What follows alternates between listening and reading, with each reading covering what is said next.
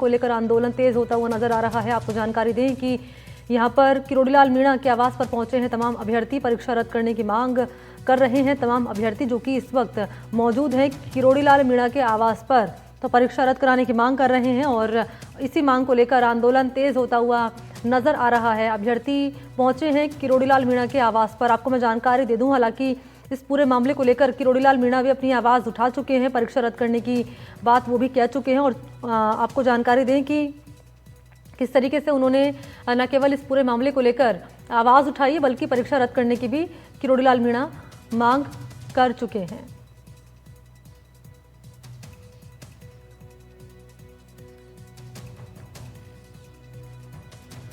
तो ये बड़ी जानकारी आप तक पहुंचा रहे हैं। एसआई भर्ती परीक्षा पेपर लीक मामले से जुड़ी हुई परीक्षा रद्द करने की मांग को लेकर आंदोलन तेज होता हुआ नजर आ रहा है। किरोड़ीलाल मीणा के आवास पर पहुंचे हुए हैं तमाम अभ्यर्थी,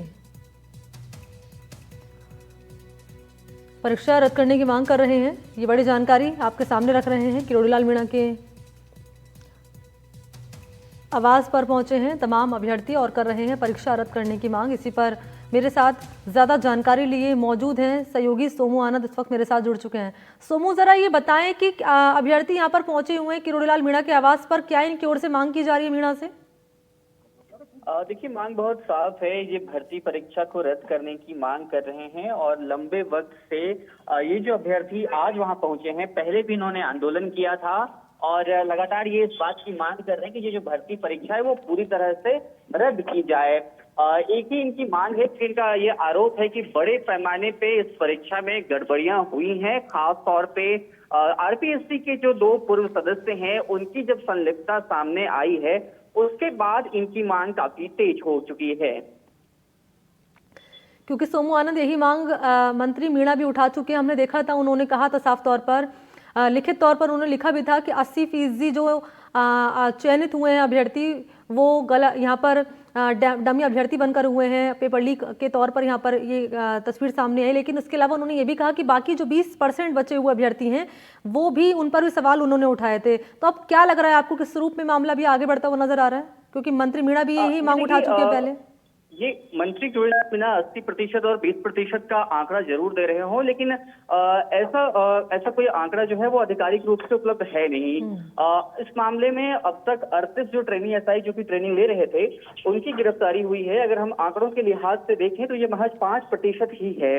तो निश्चित रूप से सवाल ये उठता है कि आखिर 95% भी जो बाकी शेष अभ्यर्थी हैं, अगर उनके बारे में उनकी जांच साफ तौर पर नहीं हो पाई है तो यह कैसे कहा जा सकता है कि बाकी अभ्यर्थी, जितने भी अभ्यर्थी हैं, चाहे वो 80% हो, 50% हो, वो इस मामले के आरोपी हैं या फिर उन्होंने गड़बड़ियों के सहारे भर्ती परीक्षा पास की है।